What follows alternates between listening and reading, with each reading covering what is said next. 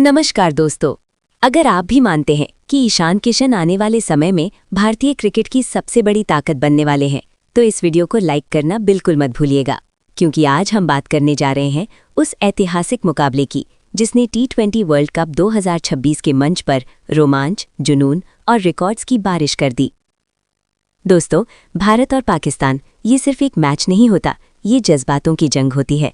और जब ये मुकाबला कोलंबो के आर प्रेमदासा स्टेडियम में खेला जाए तो माहौल अपने आप में एक त्योहार बन जाता है।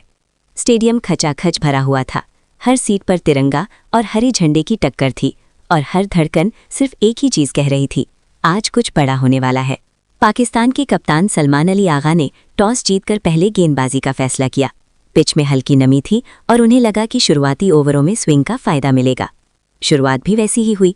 पहले ही ओवर की आखिरी गेंद पर अभिषेक शर्मा 0 पर आउट हो गए। पूरा स्टेडियम एक पल के लिए शांत हो गया। पाकिस्तान के खेमे में जश्न शुरू हो चुका था, लेकिन दोस्तों, उन्हें क्या पता था कि असली तूफान अभी बाकी है। क्रीज पर आए ईशान किशन, चेहरे पर आत्मविश्वास, आंखों में आग और बैट में वो धार जो किसी भी गेंदबाज की लाइन लेंथ बिगाड़ दे।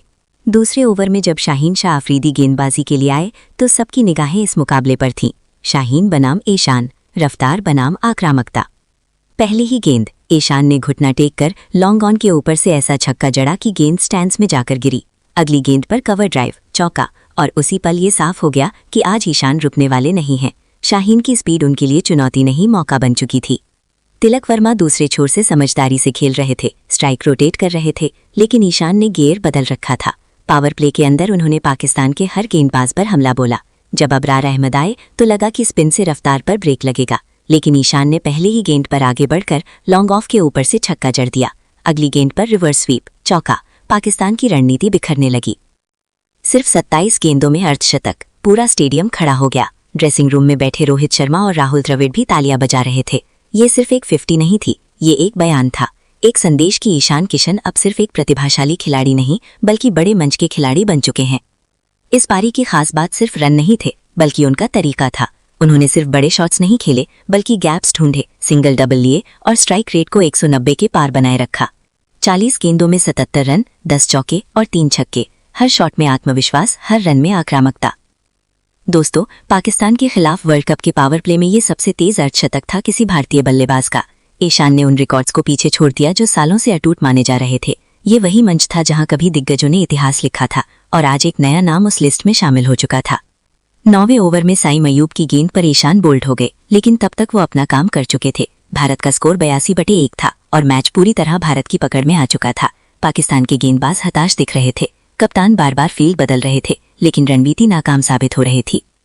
इसके बाद तिलक वर्मा और सूर्यकुमार यादव ने पारी को संभाला। बीच के ओवरों में थोड़ी धीमी गति जरूर आई, लेकिन मजबूत शुरुआत का फायदा भारत को मिलता रहा। 10 से 13 ओवर के बीच रन गति थोड़ी कम हुई, लेकिन विकेट हाथ में थे और यही ईशान की पारी का सबसे बड़ा असर था। उन्होंने टीम को ऐसी स्थिति में पहुंचा दिया था जहां से दबाव पाकिस्तान पर था, भारत पर नहीं।